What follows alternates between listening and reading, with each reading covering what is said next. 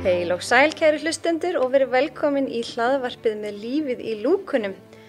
Viðmælendur mínir í dag eru Hrefna Húgósdóttir, hjúkrunarfræðingur og fjölskyldufræðingur og Ragnhildur Bjarkadóttir, sálfræðingur og einnig fjölskyldufræðingur. Þær eru stofnendur og eigendur Auðnast. Verið hjartanlega velkomnar báðar tvær. Takk fyrir. Takk fyrir. Má bjóða ykkur að segja lítið frá ykkur kannski í upphafi og svona hvernig kom til að þið stofnuðu Auðnast? Já. Við erum æsku vinkonur og við getum eiginlega sagt að svona hugmyndina Auðnast, hún svona fæddist hægt og rólega. Við sátum mjög oft undir húsvegg með kaffi og börn hlaupandi í garðinum, bjuggum hlið við hlið til dæmis tímabil og ræddum bara alla fleti heilsunar með áhuga allstaðar út allt og einhvern veginn þá enduðum við fafna. Já. Svolítið svona, grófa myndin var. Já, við í raun og veru erum örugglega búin að vera í undirbúningsfasa 4 ára áður en við stofnum Auðnast og það er að vera komin 10 ár síðan að Auðnast var formlega sett á laggirnar og hefur auðvitað bara vaxið og dafnað í takt við bara svona eðlilegt sambandi sem maður segir, ég meina að reka fyrirtæki er dálítið eins og við erum bara í sambandi. Já. Sambandi við þjónustuþegan okkar og svo starfsfólki og af því að við vorum með hana brennandi áhuga fyrir heilsu að þá var það einhvern veginn bara svo einföld ákvörðun að stofna fyrirtæki sem hefði það markmiði að hlúa að heilsu og vellíðan fólks. Og þegar maður vill gera það, þá vill maður auðvitað reyna að ná til sem flestra og við fundum það með fljótt út að við gætum rekið meðferðarstofu og verið alltaf hittast maður og mann en við fundum einhvern veginn svona tilfinningu fyrir því að væri kannski sniðugt að nálgast fólk á vinnustæðinu þeirra út í atvinnulífinu því þannig næðum við einhvern veginn til massans og í takt við atvinnulíf og í góðu samtali við atvinnulífi erum við svolítið búin að þróa bara heilsu tengda þjónustu inn á vinnustöðum með það svona yfir markmið að hlúa að heilsu og vellíðan fólks og vinnustöða. Þannig að það má eiginlega segja að það sé svona kannski Auðnast í hnotskurn. Í hnotskurn og það var auðvitað mjög gaman. Við vorum alveg svona ákveðinleiti framsýnar varðandi heilsu og öryggi á vinnustöðum og vorum búin að hugsa þetta mjög mikið, búin að ræða þetta mjög mikið, þetta fá tónin frá fólkinu samhliða því við byrjuðum verkefnin okkar og þegar við svona lögðum af stað með uppleggið okkar, það sem við vildum gera og það sem við sáum og það sem var trú okkar að myndi vera hjálpandi og vera heilandi að þá vorum við svolítið að tala kínversku. Við vorum ekki bara að ná endilega alveg eyrum allra og við einhvern veginn svona kannski í ákveðnu, eitt af því sem einkennir okkur er ákveðin svona þrautseigja og að halda okkur við okkar trú og þannig að við létum ekki undan, við fórum ekki bara í áttina þar sem að fólkinu var tamt að tala, heldur fórum frekar svolítið í og ákveðum svolítið að hafa þolinmæði fyrir því að kenna frekar okkar tungumál sem að ég bara svona, kannski bara leið mér að segja hvað stoltast af í dag, að við hefum ekki vikið af okkar vegferð. Og það er kannski eitt af því sem við hefum alltaf svona lagt upp með, það er í raun og veru ákveðin fagmennska út frá því að við tölum alltaf í takt við fræðin. Það er ekki eitthvað bara sem er háð vindátt hverju sinni eða tískustraumum. Við erum bara alltaf að sjá bara hvað eru nýjustu vísinda að sýna okkur fram á tengt félagslegri heilsu, líkamlegri, andlegri, öndun, streitu og þetta er eitthvað sem við teljum að sé bara ótrúlega mikilvægt og auðvitað er það oft þannig að fólk vill einhvern veginn fara á vagnin með það sem er kannski vinsalast hverju sinni. Akkurat. En við erum svolítið kannski búin að merkja okkur þannig að það er ekki endilega í boði. Við þurfum bara svolítið að fylgja vísindunum og fylgja því sem við sjáum að er að skila árangri. Akkurat. Þeir sem þekki ekkert til fyrirtækisins, ef þið myndi þurfa að útskýra hvað þið gerir bara í einni setningu, er það? Já, þá erum við í raun og veru fyrirtæki sem er í raun og veru tvíþætt. Við erum annars vegar með bara þjónustu út í fyrirtæki með á vinnustöðum sem er þannig að vinnustöðar eru bara í fullri þjónustu áskrift hjá okkur og þá er það bara hlutverk okkar fólks að hlúa að heilsu og öryggi á vinnustöðum. En við rekum líka það sem við kallast Auðnast klíning sem er bara hefðbundin meðferðarstofa. Það sem við erum með sálfræðinga, fjölskyldufræðinga, hjúkrunarfræðinga, markþjálfa og fleira. Og það sem við lögðum áherslu á er að eitt af svona flaggskipunum okkar í tengslu við vinnustaði það að ef þú ert í þjónustu og auðnast sem vinnustaður að þá nýtur starfsfólk forgang og aðgengis að meðferðaraðilum og við vitum það einu á svona brotalöfum okkar í samfélaginu í dag að það eru ofboðslega langir biðlistar. Akkurat. Og við vissum að ef við ætluðum virkilega að gera vel þá þyrftum við að veita gott aðgengi. Þannig að það eitt af því svona sem við erum kannski ánægðasta með. Og líka bara til að bæta ofan á þetta, bara af hverju skiptir það máli. Þetta snýst ekki eitthvað svona ég er í klíkunni, ég kemst inn á morgun. Þetta ekki spurning það. Heldur þetta raunni, það kemur inn beiðni, það eitthvað sem við erum að þjónusta fyrirtæki okkar með eða mannustjóri eða stjórnandi vísast til okkar, að þá veitum við að þegar starfsmaður leitar til sín stjórnanda eða leitar til okkar, þá í rauninni svona opin viðtæki fyrir því að koma í samtal, opna á það sem þarf að bæta, laga, breyta, ekkert opið að eilífu. Það yfirleitt opið á ákveðinn tíma og mjög oft það þannig að ef að fólk þarf að bíða í 2 mánuði, 3 mánuði, 4 mánuði, þá algjörlega búið að lokast aftur fyrir þegar þú loksins kemst að. Þannig að þetta skiptir alveg gríðarlega miklu máli að þú komist til rétt meðferðaraðila á réttum tíma og réttum forsendum. Og við vitum líka bara hvernig heilsa ef þú ert að takast á við krefjandi aðstæður í persónulegu heilsunniðinni, kannski í parsambandinu eða í fjölskyldunni eða bara einhver almenn lífskreppa eins og við tölum oft að þá þarftu að fá kannski stuðning því að það hefur áhrif á þig í vinnunni, ekki satt? Og að geta notið góðs af því að vinnustaðurinn bjóð upp á stuðning sem þennan getur verið alveg gífurlega mikilvægt. Þannig að þið vinnum mjög heildrænt. En aðal áhuga svið mitt þessa dagana og ástæðan fyrir því að ég fekk ykkur hingað til að tala félagslega þáttinn, félagslegu heilsuna. Ég nefnilega brenn svolítið fyrir þessu að því að skilgreining Alþjóðaheilbrigðissambandsins, hún bæði líkamleg, andleg og félagsleg vellíðan. Og þessi félagslegi þáttur, hann því miður einhvern veginn verður oft svolítið útundan, en hann nákvæmlega jafn mikilvægur í þessum þrýrning eins og hitt. Þannig að einhver skilgreining á hvað félagsleg heilsa? Ef við bara flokkum þetta aðeins, eins og Ragnhildur komin áðan, við sinnum félagslegu heilsu, ef við bara tölum félagslegu heilsuna inn á auðnast klíník og erum ofta meðferða fólk sem að lýsir einhver í félagslegu heilsunni sinni sem ábótavant. En okkar svona eins og fókusinn í fyrirtækjunum í rauninni, það bara sér flokkur innan vinnuverndar bara löggjafarinnar sem félagsleg heilsa og það ef maður skoða bara svona hefðbundin vinnustað, eitthvað svona hefðbundin sem bara skrifstofu vinnustaður, að þá ekkert margir þættir sem kannski ógn við fólk, tengt heilsu og öryggi, annar en félagslegi hlutin. Og það mjög margir flokkar eða margir þættir sem að falla þarna undir. Sumir þeirra bara lögbundir sem bara gríðarlega mikilvægt að auðvitað að þeim sé vel sinnt, en svo aðrir. Þetta með dæmi slíkt? Já, það til dæmis ekkomálaflokkurinn sem við höfum alveg staðið bara verið í Verðið ekki að segja fólki hvað ekko ekki allir meðvitaður það? Einelti, kynferðislega áreitni, kynbundin áreitni og ofbeldi. Og það auðveldi okkur mjög lífið að finna þessa skammstöfun að það stytti fyrirlestra bara nokkrar mínútur, þá þurfum við ekki að þylja upp alla rulluna í hversin sem við nefnum málaflokkin, en við höfum alveg auðvitað bara þetta eitt af því sem auðvitað brennur fyrir og allir sem í þjónustu hjá okkur hafa aðgengi að öllum gögnum tengt ekko. Við bara viðbragðsáætlun okkar sem bara auðvitað bara hornsteinninn í að vita hvað þú átt að gera og hvernig málum háttað í málaflokknum. Öll þjálfun, bæði fyrir stjórnendur og starfsfólk, er náttúrulega bara alveg lykilatriði og þú í rauninni ekki búin að uppfylla viðmið vinnast að ekko sé í lagi á vinnustofninu þínu nema að allir hafi fengið þjálfun. Og þetta kannski svolítið í takt við að því þú spurðir út í hvað félagsleg heilsa að þegar við vorum að skoða félagslega heilsu fyrst út frá vinnustöðum, þá var fólk rosa mikið bara í ekkomálaflokknum. Það var bara eitthvað sem var vanheilsa.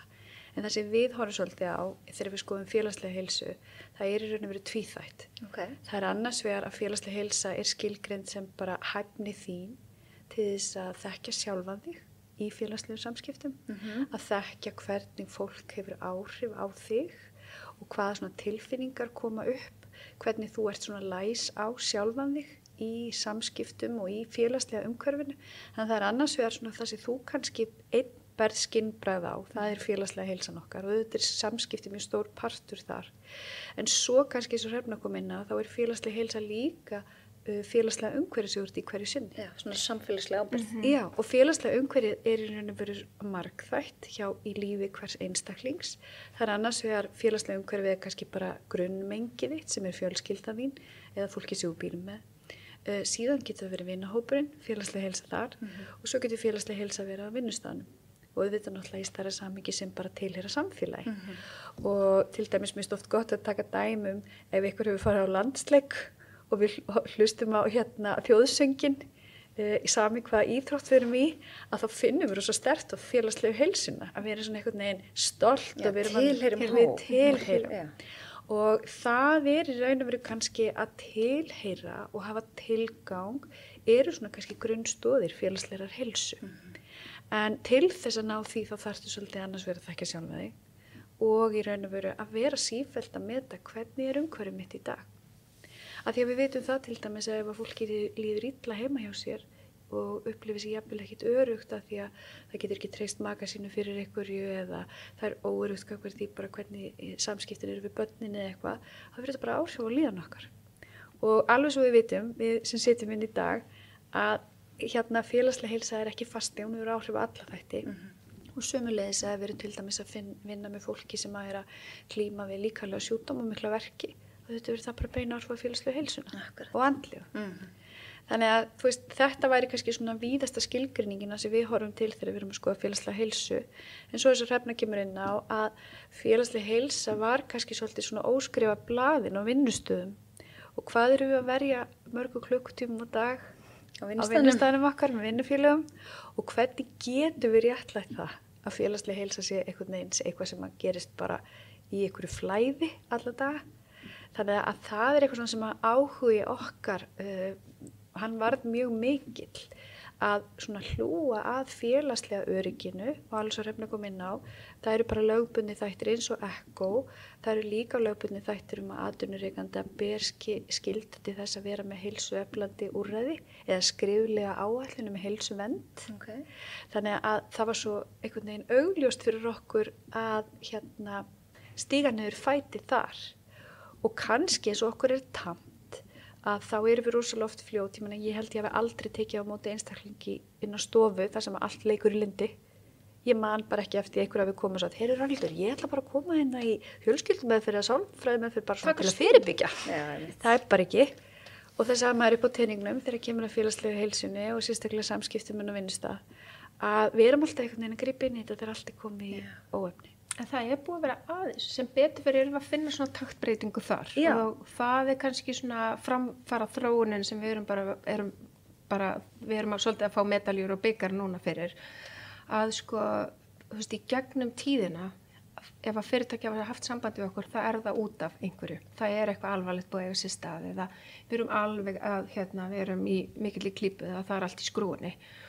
Og við veitum bara að þegar við erum að losa netið úr skrúinni, það tekur óra tíma og svo þarf að laga það og við afkustum ekki neitt á meðan að það viðsnúningur. Við erum að finna að það bara fyrirtæki sem að koma og bara koma að því að þau vilja bara fyrirbyggja og þau vilja vera í heilsueflingu, þau vilja vera í forvörnum og þau vilja vera búin að undirbúa fólk sitt og skilja í rauninni hvers vegna eitthvað getur haft áhrif á og vísa versa.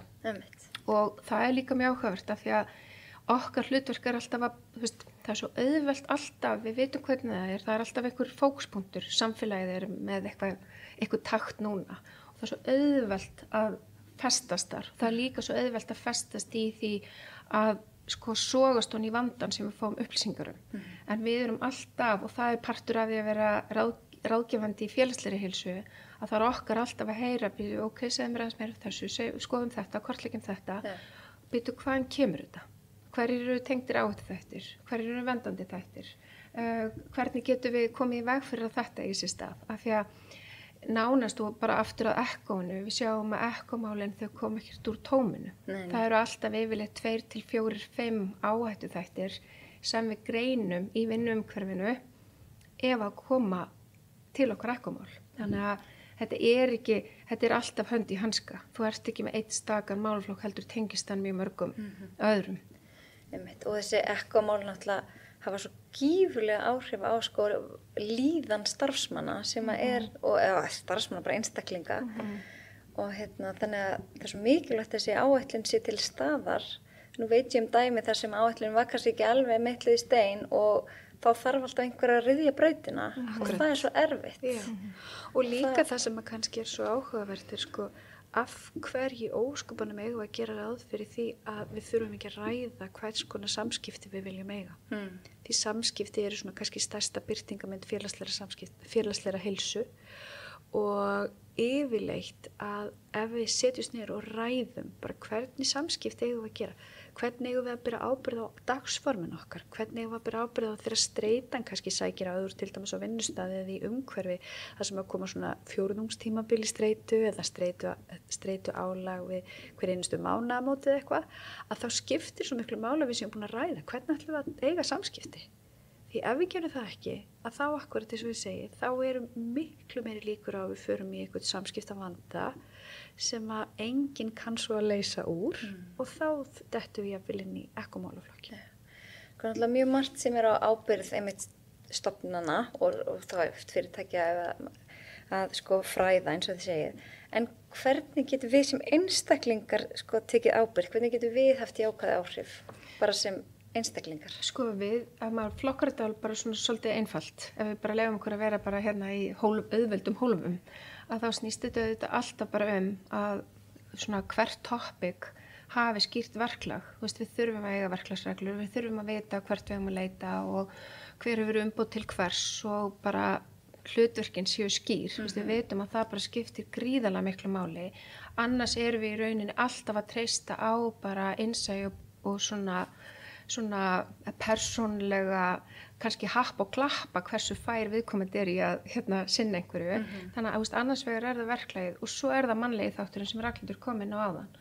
Og við því miður þá erum við til dæmis að sjá og það alltaf svona óljós krafa á hvað þurfa stjórnendur bara geta á hverju þurfa þeir að geta gert skil og hvar þarf kunnáttu þeir að vera til þess að geta til dæmis verið í þessum samtölum, sinnt því og hvað gerist, við erum ótrúlega ofta átt okkur á og það ekki tekið á málum, samúr hvaða málaflokki það sama hvort það séu ekkoið eða hvort það séu fjarvistir eða hvort það séu framistæð, þetta allt, ég að nefna bara erfið samtöl að vera í taka, að þá þarf ég að hafa verklag til að ég veit hvernig ég geri og svo þarf ég að fá þjálfun og æfingu í því að geta sinnt þessu. En svo ef við skoðum kannski bara eins og spurðir sko, hvað getur hver og einn gert persónlega til þess að efla bara svona félagslega heilsu, að þá það svolítið, og ég þreytist í raun og veru ekki á því að tala það bara sjálfsþekking.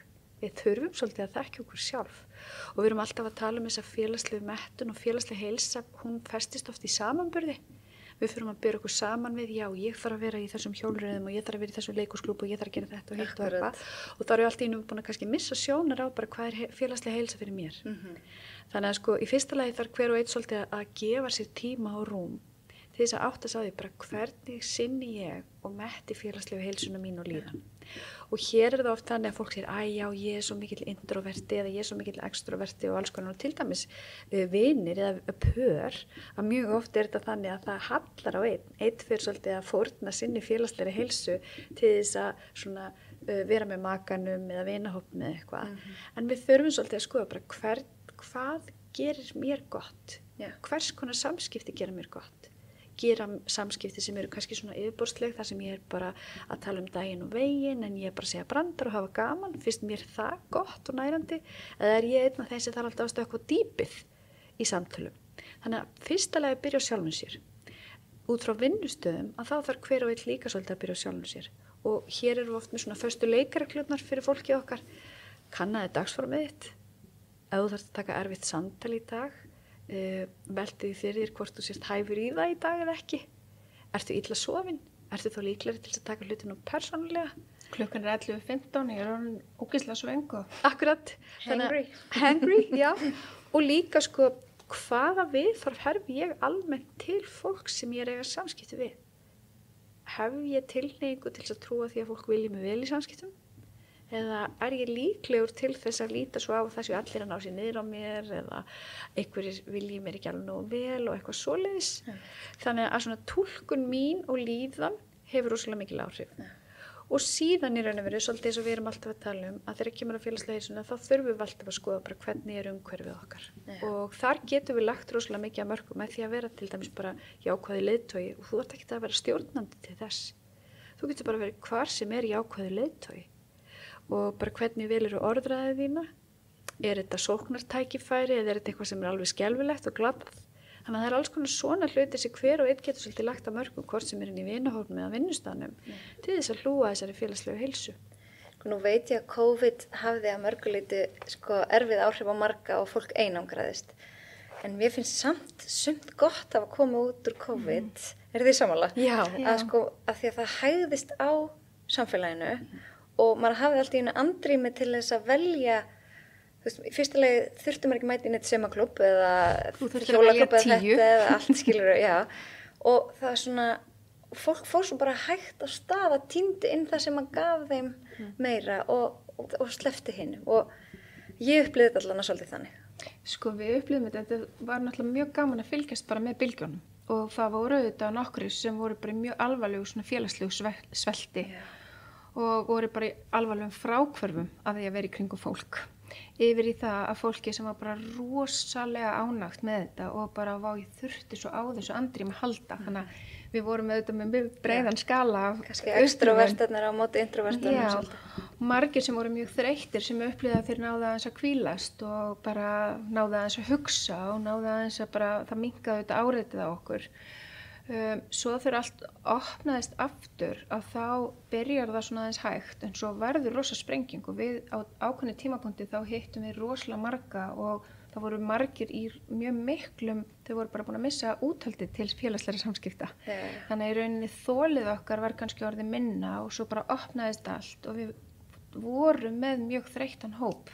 Við upplifðum eins og út í fyrirtækjunum okkar að þegar allir voru komnir og ég var búin að vera í heimavinnu svo allt í hennu var ég komin í kannski opna rýmið eða eitthvað og ég bara réð ekki við áreitismagnið var bara, ég var dottin úr formi. Þannig að það var mjög gaman að fylgjast með fyrirtækjunum og fólkinu og bara hvað stjórnendur upplifðu í fari svona samfélagsins. Þetta var eiginlega ein risastór tilraun þegar kom að félagslegri heilsu. Já, algjörlega. Og við til dæmis fundum að það voru einstaklingar að því að við vorum mjög mikið að styðja við vinnustæðin okkar það bara þegar fóru að opnast aftur bara hvernig að því sumir kunnuði ósvalega vel að vera bara í fjarvinnu og auðvitað eru vinnustæði núna farinir að skipuleggja fjarvinnustefnu þeir eru vinnustæðin sem geta en við vorum til dæmis með hópa fólki sem að kannski þurfti alltaf að æfa sig í að iðka félagslegu samskiptin og þessi hópur jafnvel datt úr takt sem var til þess að við áttu erfiðara með að stíga aftur inn. Þannig að okkar hlutverk var alveg að styðja til dæmis við þennan hópa bara byggja aftur upp þolið eins og Hrefna kom inn á. En það sem gerist líka í þessari félagslegu tilraun var það að við þurftum einmitt svolítið að fara að skoða félagslegu hlutverkin okkar og félagslegu heilsuna og við fundum alveg að við vorum kannski með fólk og heimilu sem var algjörlega verið að brjála út í hvort annað því allt í einu þurfti að fara að verja svo miklu tíma saman.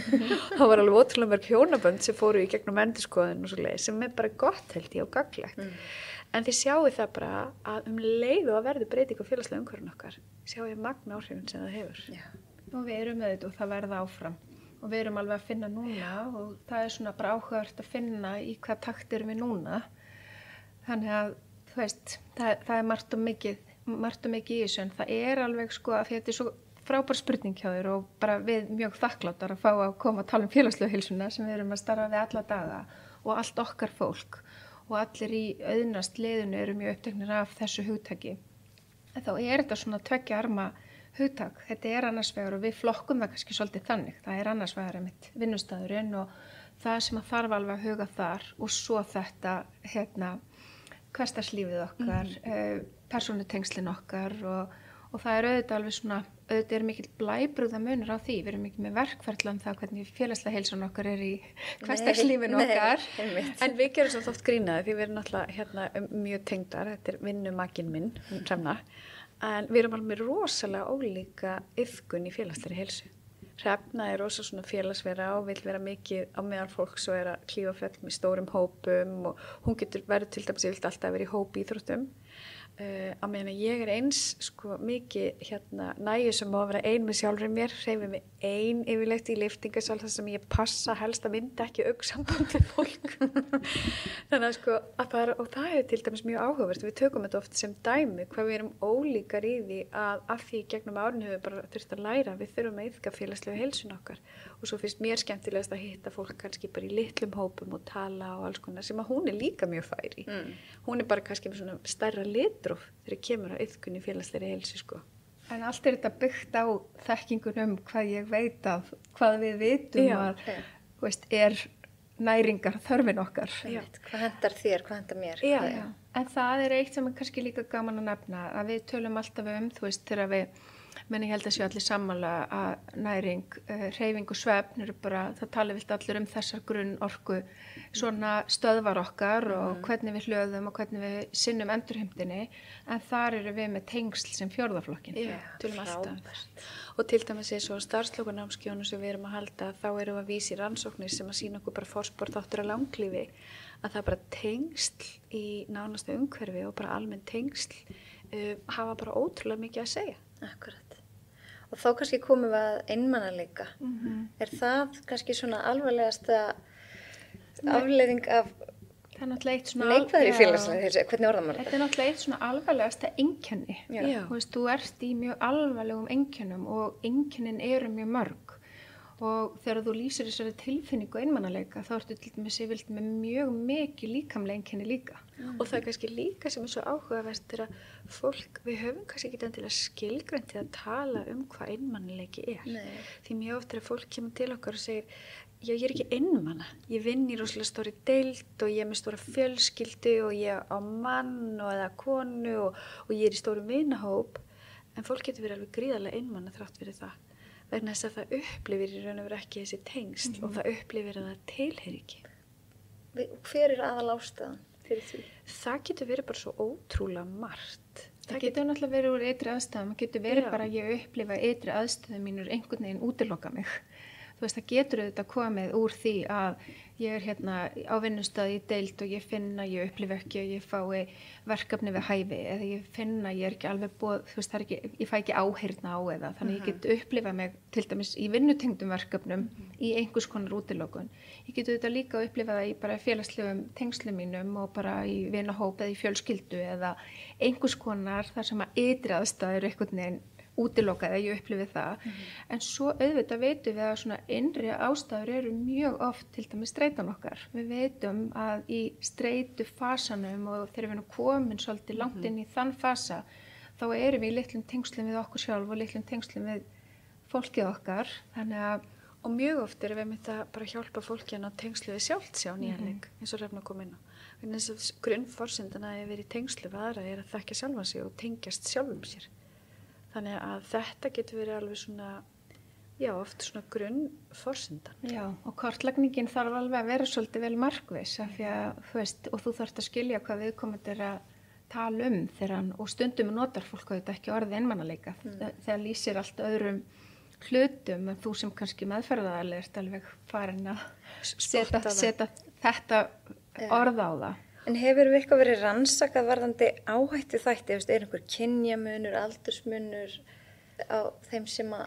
Sko við vitum það þegar við svolítið verið að fylgjast með starfslokunum og við vitum það til dæmis að eldra fólk eða fólk sem fyrir gegnum starfslok er að klára starfsæfinu sína, að þetta er rosalega stóra áhættu þátt fyrir það. Við vitum það líka að til dæmis þegar fólk dettur úr vinnu vegna veikinda eða einhverja, að þá er það líka áhættu þáttur. Bara heilsubrestur. Já, en svo sjáum við líka til dæmis að ef að fólk hefur í raun og veru ekki fengi kannski þjálfun eða tileinka sér að tjá sig og eiga svona djúp tengsl eða geta talað tilfinningar, við erum kannski alltaf föst í staðrindum eða eitthvað svoleiðis, að fólk getur upplifað sig mjög einmana þar, af því það virðist ekki endilega ná að fara í þessi tengsl sem geta verið gagnleg.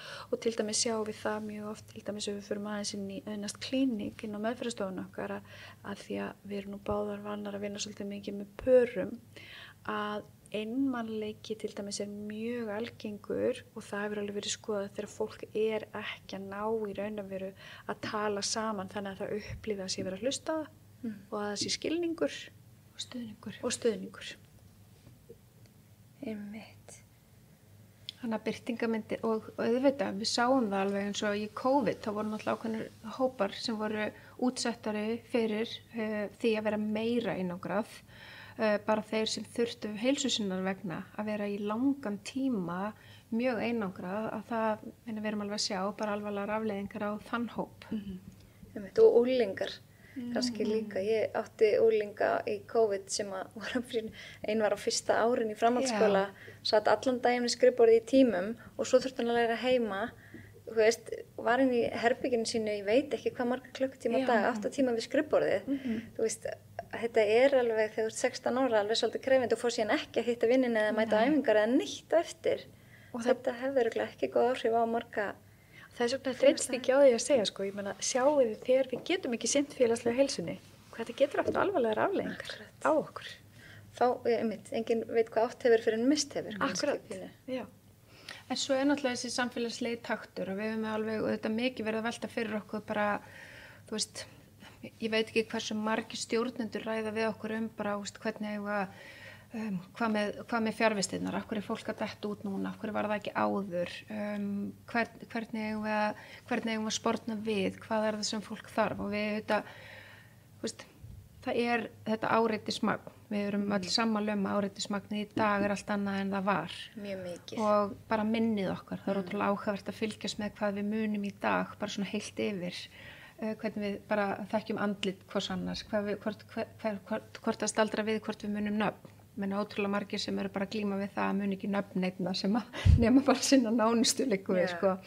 Þannig að það svo áhugavert í rauninni, það rosalega margt svona sem að heldur sé alveg gott fyrir okkur að vera að fylgjast með í og bara hvernig gangverkið þessa dagana.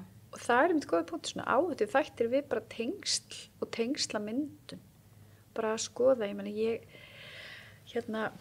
ger oft svona tilraunir á því þegar ég kem í svona opinbert almennt rými eða eitthvað að sjá hverju margir í símanum og bara það við vitum til dæmis að það búið að rannsaka það hefur mjög jákvæð áhrif á félagslega heilsu okkar að eiga samtal við ókunna og að fá bros og allt þetta. Gefur ótrúlega mikið. Já, þannig að sko kannski þetta eitthvað sem við mættum svona taka til fyrirmyndar til þess að iðka félagslega heilsuna og kannski einfaldasta myndin að því að þegar við erum í almennum rýmum, þegar við erum í einhverjum aðstæðum þar sem við getum brosað, við getum búið góðan daginn, við getum átt eitthvað svona einfalt samtal að fatta hvað þetta hefur í raun og veru mikil áhrif.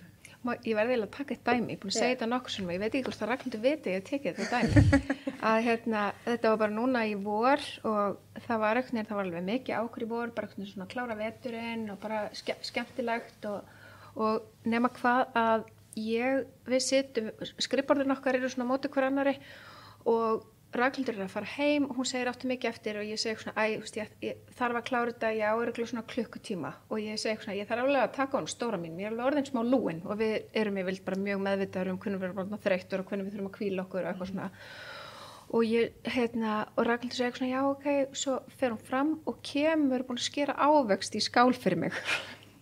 Hefurðu heyrt svo sögu? Og ég svona, nei, þetta var svo orkubústið mitt var bara hjálpsemin. Þú veist, ég var ekki búin að borða ávöxtun og fá orkunni inn í kerfið mitt en ég svona bara minnstamálið að klára hana á klukkutíma. Þannig að þú veist, X-faktorinn inn í hana á klukkutíma var klárlega hjálpsemi kollegans og peppið og bara heyrði mér á eftir og bara gangiði vel og þú veist, þannig að sko bara hjálpsemi. Bara það að einhver svona sýndi mér bara, sko, hún var ekki að sýna mér borgun. Hún var svona meira svona, ok, ég heyri að þú ert alveg að, þetta er alveg svona, þú veist, þetta eru lokametrarnir á æfingunni, þú veist, þú þarft peppið. Akkurat. Og þetta til dæmis, ef við ættum að taka einhverja svona móla sem við ættum að taka með okkur hérna út í dag, sem alveg gott, að það einmitt bara að iðka í raun og veru tengslin í almennum rýmum. Það eitt svona gott inngrip sem við getum tilenga okkur, brosa og vera kurteis og svona. og hjálpsemi. Bara það að, þú veist, á leiðinni hingað að þá var maður með hérna hjól að fara inn einhverju hurð og ég opnaði hurðina og, þú veist, manni finnst þetta einhvern veginn sjálfsagt en þetta gerir samt gott. Og þetta er stundu svolítið, eins og ég segi oft, sko, þetta er of einföld lausn fyrir fólk til þess að trúa því að þetta geta haft áhrif. En þetta er í raun og verið bara ofta gagnlegast það. Ég hef verið núna 2 ár í röð, 2 síðustu ár, með svona á Instagraminu mínu sem heitir Heilsuerla, verið með nærandi nóvember. Og það var á hverjum degi í nóvember, þá var eitthvað lítið verkefni og það var til dæmis bara brostu til þeirra sem þú mætir. Þú veist, hérna, gleddu nágrannaðinn. Þú veist, einhvern tímann var ég búin að skafa bílinn fyrir nágrannaskiluru, eitthvað svona, þarf ekki mikið, þú veist. Ég veit. Og hérna þau hafa, þú veist, síðan gerðu þau árað eftir eitthvað á móti, skilur þess að það þarf oft svo lítið. Ég kannski gera þetta bara aftur núna í nóvember.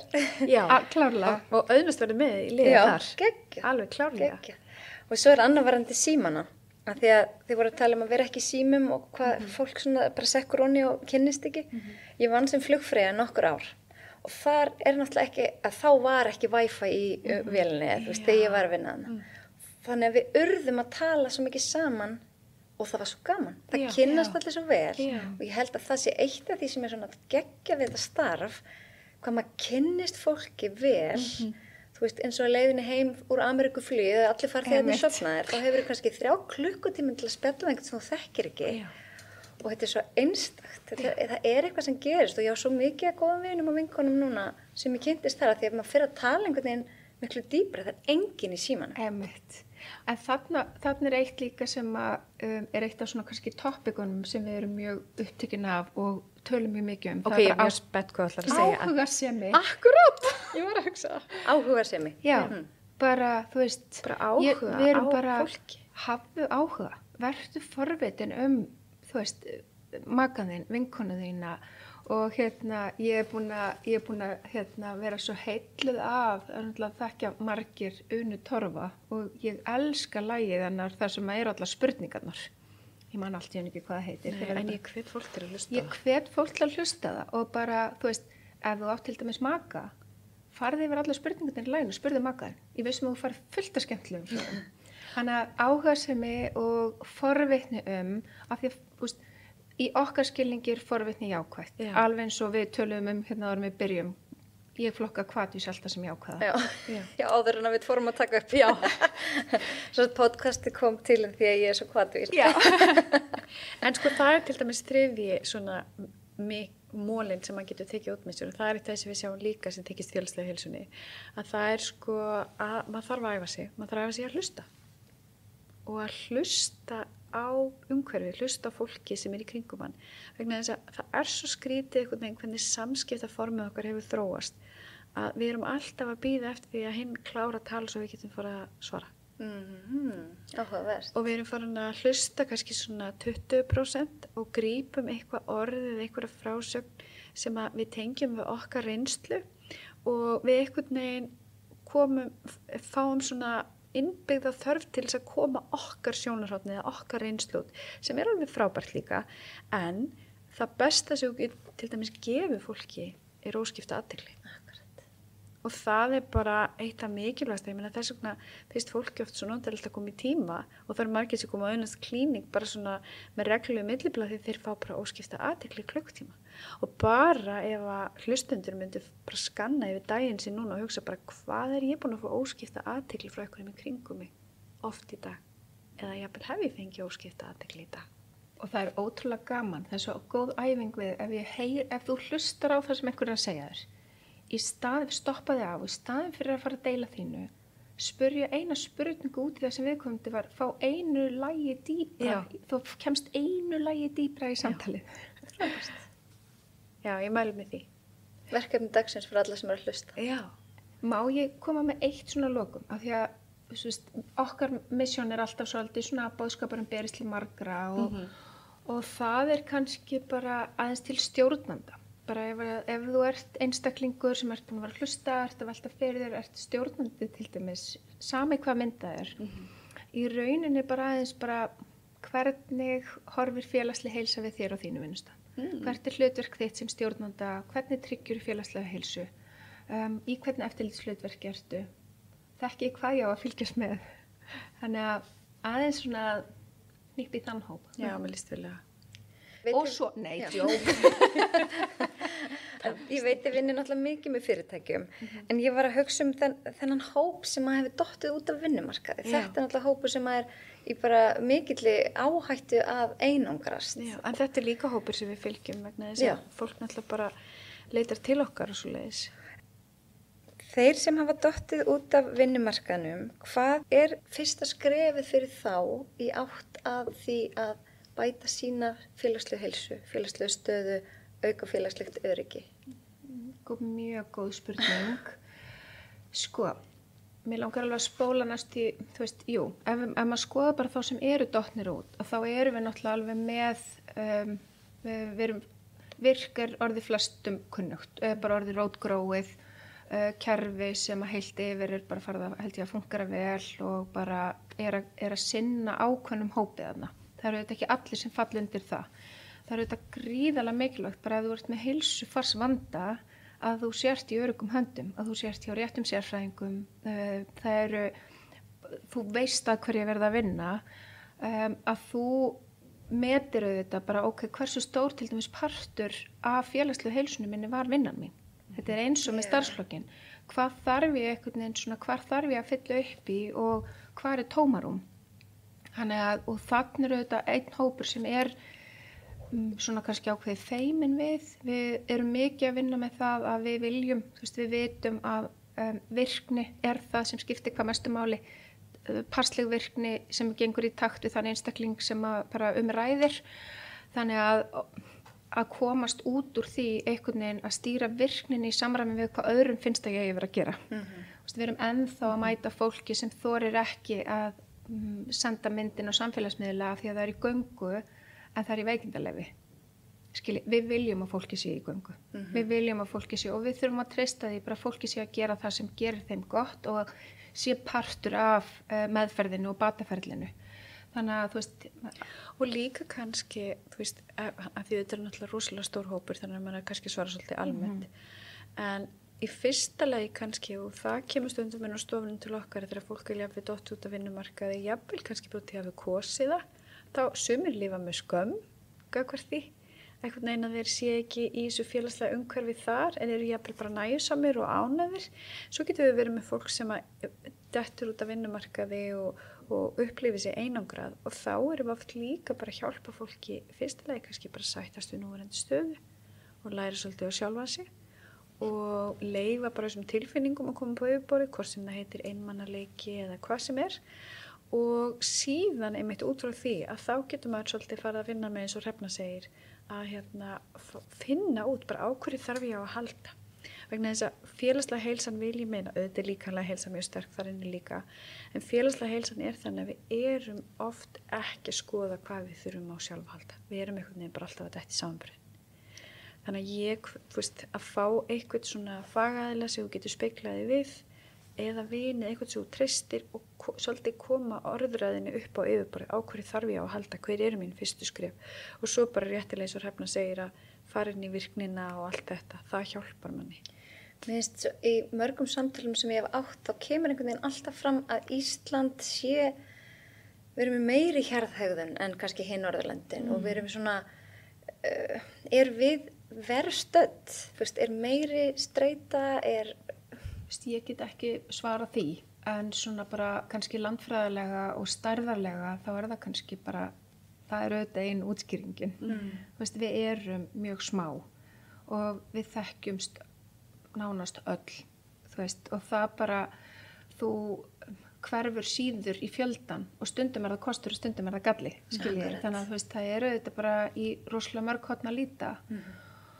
Og en svo er má kannski bæta einu inn í varðandi þennan hóp sem að dettur út að svona staða fólksins í kring, viðhorf til dæmis maka, viðhorf nánustu fjölskyldu og vina skiptir mjög miklu máli og þar maður ætti að bara gefa fólki ráð sem eru aðstandur einhver sem er í fjarvistum að þá er mjög mikilvægt að skilja á hverju þarf viðkomandi að halda frá þér og hvert er viðhorf þitt til fjarvista því að ef þú er til dæmis eða langvarandi veikinda eða til streitu ef að viðhorf þitt til þessara hluta neikvægt, þá get ég næstum því, þú veist, hengt mig upp á það að viðkomandi nemur það í einhvern veginn í einhverju mynd sem ekki endilega hjálpleg í bata ferlinu og maður þarf bara svolítið í auðmýkt sinni að mæta viðhorfi sínu og skoða hvort það sé hægt að snúa því einhvern veginn við. Þið voru að tala skömm, þú veist, maður eru oft heyrt það að þeir sem er mitt dett út af vinnumarkaði, þeir bara eiginlega skammast sín og það náttúrulega hægir á bataferlinu. Algjörlega, og við erum að sjá rosa marga sem að fara út af kannski streitu eða einhverju svona samblandi. Fólk jafnvel kannski búið að fara í gegnum einhverju alvarlega lífskreppu nokkrum árum áður og svolítið kannski tekið íslensku leiðin að harka af sér og halda öllum boltum á lofti. En sem betur fyrir sjáum við svona kannski, og þar við virk bara komið mjög sterkt inn og það er bara svo margt flott efni sem fólk getur lesið inn á virk að sko við sjáum að svo bara endanum gefa kerfin eftir. Og hver er stærsti áhættu þátturinn félagslega heilsu? Það er þegar við erum búin að erfið og lengi. Og við þekkjum það líka tengt líkamlegu heilsun og andlegu heilsun okkar. Þannig að þú veist, við þurfum einhvern veginn svona að átta okkur á því hvað til dæmis streita og það er nú efni annan þátt sko, af því það er líka mikið áhugasvið okkar, en bara hvað streita og viðhorf til streitu getur oft ótrúlega mikið áhrif á heilsun okkar. Akkurat. Og þetta viðhorf sérstaklega. Og bara íslensku menninga, þegar við talum Ísland, það finnst mér það styður ekki við erum öll að tala við þurfum að hægja á og minnka streitu en samt á maður að vinna 100% vinnu og vera 100% mamma eða pappi og þú veist, einhvern veginn stunda sína líkamsrækt og þetta er svona, við eigum að halda einhverjum 20 boltum á lofti en það hentar bara ekki öllum. En sko fyrsta forrit dygðar í íslenskan kropp dugnaður. Já, akkurat. Þú veist, og svo dugleg, það þarf alltaf að vera. Og það og við viljum ekki hægt að vera dugleg og við viljum alveg hafa það kannski áfram sem flaggskip, en við þurfum alltaf við alla styrkleika að þekkja skuggarhliðarnar. Já, og líka vík og hugtaki hverju er duglegur. Akkurat. Er ekki duglegur að þekkja sín mörk og stíga út úr aðstæðum sem eru mér kannski ógaglegar? Þannig að sko, ég held að það sé okkar fyrsta verk, að það er að víkja út hugtaki duglegur. Endur skilgreina. Já. En mér langar kannski að segja þetta, því að þú veist, við eigum það alveg og allir eiga það til að festast pínu í samtalinu fjarvistirnar og hvað eru margir frá og hvað þetta kostar og hvað og allt þetta. Og þar hefur okkar hlutverk og með þeim sem við þjónustum rauninni að fara í forvarnar og heilsueflinguna.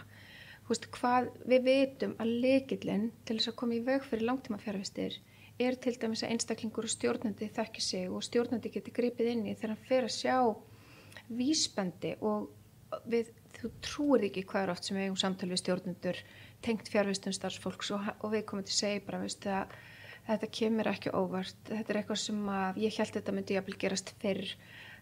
Það alveg búin að vera saga frá, þú veist, og við erum yfirleitt með vísbendi sem ná mjög langt aftur. Þú veist, við erum að tala einhverja mánuði og þar hefði viðkomandi þurft að hafa verkferla, þurft að hafa handleiðslu, þurft að vita hvernig hann á að bera sig af því að það alveg erfitt að vera stjórnandi og þurfa að nálgast einhvern sem þú ert farin að hafa áhyggjur af. Og líka kannski við erum oft á vinnustöðum eða við erum oft í aðstæðum, hvað sem fjölskyldi að vinnustæð, það sem streitutímabil sem við getum ekki breytt. Og það ekki þannig að við komum inn og segja, nú verðið þið bara að vera vinnustöðar sem engin streita. Það bara ekki hægt. Bara að gefa fólki verkfærin til að takast á við streituna og séu tímabil. Já, og líka sko, þú veist, talandi félagslegu heilsuna, eitt af því sem við vitum að bara fórsporþáttur að góðri líðan í starfi tengst við yfirmann. Og áhrif yfirmanns á líðan fólks miklu sterkara heldur en áhrif samstarfsfélaga. Þannig að ábyrgð stjórnenda til dæmis bara í fasi og framkomin getur haft alveg ótrúlega mikið að segja. Þannig að sko þegar kemur að streitun og líðan að skapa í raun og veru, og við erum kannski farið gegnum streitutímabil, að þá getum við gert samt svo margt til þess að hlúa að okkur á leiðinni. Við þurfum ekki að setja undir okkur hausinn og keyra okkur í kaf og svo einhvern veginn koma upp og svo bara vinnustadjam.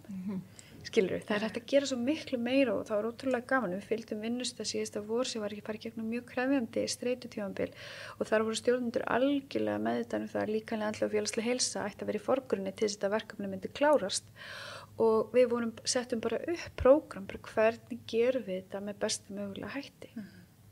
Þannig að sko að átta sig á því að við getum gert svo margt, alveg eins og þessi litlu hlutir sem við erum búin að vera að tala að brosa til ókunnugra og við hjálpsemin og allt þetta, að við getum gert svo margt til þess að efla og styrkja og viðhalda líka þegar við erum að fara í gegnum krefjandi tímabil.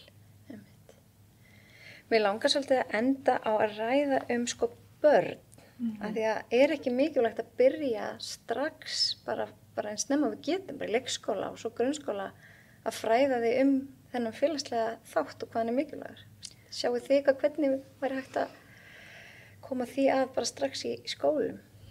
Sko ég held það er ótrúlega gaman að fylgjast með unga fólkinu einhvern veginn stiga inn í eins og enn á atvinnumarkaðinn og það er gaman að fylgjast með rauninni hvað er mikil breyting og við erum bara að sjá kynnslóðmun og fólk sem er með miklu skýrari mörk og meiri aðgreiningu vinna einkalíf og sem, þú veist, við erum alveg hérna með mjög ólík sjónarhorn og það er stundum erfitt þegar þau mætast og við ef ég ætti að segja þarna eigum að setja svona forvitnin okkar undir okkur og ef þú ert af þeirri kynslóð og þú skiljir ekki þá sem er að koma inn, skiljur við erum alveg þar, menna bara að þá er bara ekki skemmtilega en að spyrja og heyra og skilja hvað þau eru að pæla og hvaðan þau eru að koma og hverjar áherslur eru og vísa versa. Ef þú ert að koma, þú ert að stíga á vinnumarkaðin til dæmis, þú ert ungur, þú ert af yngri kynslóð, að sýna því áhuga hvernig hlutinni voru gerðir. En svo er kannski líka við sko börn og félagslega eins og svo spurðir sem að þá er kannski eitt sem er kannski gott fyrir foreldra eða umönnunaraðila að hafa í huga að þar getum við líka stundir fest í samanburðar hugsunarhætti. Já, barnið mitt á að vilja vera alltaf að leika og barnið mitt á alltaf að vilja fara í þessa íþrótt eða barnið verður að fara í íþrótt eða barnið á að gera hitt og þetta. Hér þurfum við svolítið og það er þetta sem við kannski leggjum svolítið miklu áherslu á. Hér þurfum við fyrst og fremst að kenna barninu að þekkja sinn kompás. Auðvitað þurfum við ofta að ýta þeim úti og augra þeim og alls konar svoleiðis en við þurfum líka að passa okkur til dæmis að láta ekki okkar drauma fara að rætast í gegnum börnin og að hjálpa þeim að þekkja sjálfan sig og ég tek oft sem dæmi að talandi það sko að vera sálfræðingur og eiginlega tvíbura og félagslega heilsuna þeirra að einn þeirra er bara ofboðslega félagslega sólginn og hann bara elskar að vera bara alltaf í stórum hópi og vera bara fyrirferðarmikill og bara það nærir hann. Og hann tala son minn. En svo er ég með hinn, tvíburan sem er bara alls ekki þar. Og hans í raun og veru félagslega heilsa er miklu meira byggð á því að vera, hann er kannski líkari mér. Hans félagslega heilsa er meira svona fólkin því að vera með 2-3 vinnum og vera brallekvað og eitthvað svoleiðis. Og auðvitað stóð maður kannski sjálfa sig að því að maður velti fyrir sér bara já, býtu er hann eitthvað ekki nógu félagslega sterkur, er hinn að taka yfir, þetta eitthvað svoleiðis, en miklu frekar að setja bara orða á þetta bara, hvernig hefur það, hvernig líður með þetta og gaman að sjá hvernig þú ert svona og þetta er svo geggjað og svona, ég held að það sé oft svona leiðina og svolítið eins og Hrefna talaði um áðan, bara áhugi og forvitni gagnvart því, þannig að barnið læri svolítið að finna út hvað er mér fyrir bestu. Og ég held að það sé svolítið að færast í aukan að við erum orðin meðvitaðar við erum ekkert endilega að kenna börnunum ákveðna hluti, við erum að kenna börnunum að læra sig og ákveðna hluti. En svo er kannski eitt en líka bara fyrir fjölskyldur að það er, við veitum náttúrulega því að orkustaðan okkar er oft lægri þegar við komum saman heim, einhvern veginn komin undir sama þak, klukkan er 5, að hvað þarf ég að gera, get ég örhlaðið áður en ég hitti þessa aðila. Hvað er ég að gera í bílnum þegar ég fer úr vinnunni og heim? Af því við veitum alveg, sama hvort ég tek powernap í 5 mínútur eða hleð mig með því að velja hvað ég set inn í kerfið mitt, hvað ég hlusta á, hvort ég sé að taka erfið símtöl, hvað ger ég? Öndunaræfing. Hvað ger ég til að hólfa mig af þannig að ég geti mætt þarna þessum dýrgripum mínum. Og við veitum náttúrulega og ég held að við séum öll sammála hvað samveru stundinar eru mikilvægar og við getum ekki skammtað okkur og sagt þær eiga að vera svona margar mínútur á viku til þess að þú eitthvað. En af því að þetta er líka spurning bara æfingar og úthald. Við sjáum bara fjölskyldur sem hafa varla úthald til samveru.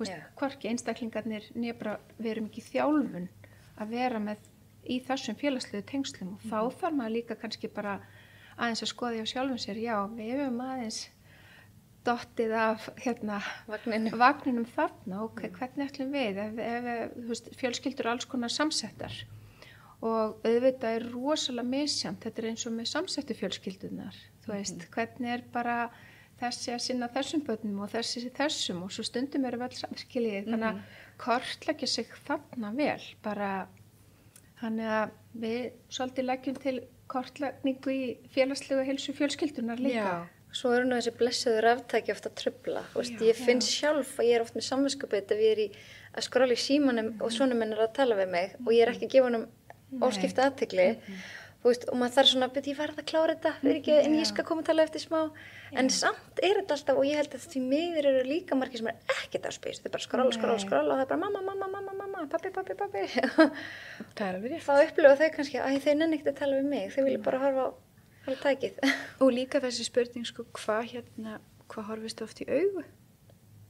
Það er eitt af því sem hefur svolítið horfi, að við erum oft bara að tala, en við erum ekki að horfast í augu og bara upp á félagslegu heilsuna, mynda tengsl, þá vitum við það bara að bara snúa andlit okkar að, þó að ekki endilega horfa í augu heldur bara að snúa og veita þess að athygli getur skipt máli. En svo er ég líka rosa upptekin að við þurfum einhvern veginn að finna taktin í tengsli við þessi snjalltæki. Ég er ekkert ofsalega hrifin alltaf að ég vissum alltaf með bullandi samviskubit. Það er engin áhrif, það er alls ekki góð áhrif á heilsun okkar. Við þurfum einhvern veginn svolítið að finna þennan takt og sýna okkur svona ákveðna mildi mitt þegar við þurfum að senda skilaboðin. Já, kannski bara skýran ramma. Veist, nú þarf ég að vinna í tölvunni í klukkutíma. Og ertu til í að getum við kannski svo hrefna sig aðan, við erum alltaf að leggja áherslu á verklagsreglur í vinnunni.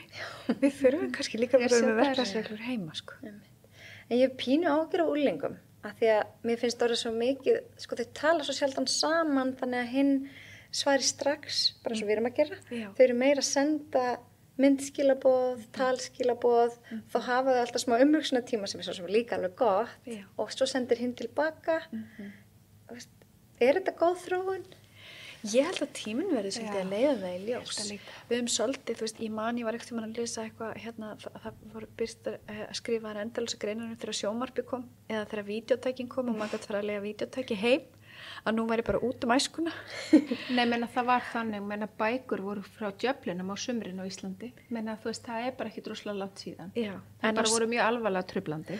En á sama tíma þá eru þetta verið að birta rannsóknir og ég veit til dæmis að Háskóli Íslands er búin að vera að birta rannsóknir þar sem við erum að sjá þetta hafa áhrif á líðan. Þannig að við mögum alls ekki einhvern veginn bara gleyma þessu. Við þurfum raunverulega að halda áfram að rannsaka og við þurfum að finna lausnir sem að henta öllum. Þannig að þetta er alveg svona tíminn verður að leiða til ljós en á sama tíma megum við kannski ekki sofna á verðinum. Ég myndi segja að það væri svona lykilatriði. Og svo kannski einn punktur í viðbót sem að kannski bara svona við sem erum alltaf að vinna með þessu fjölskyldu kerfi að í rauninni ekki vera í ósamræmi.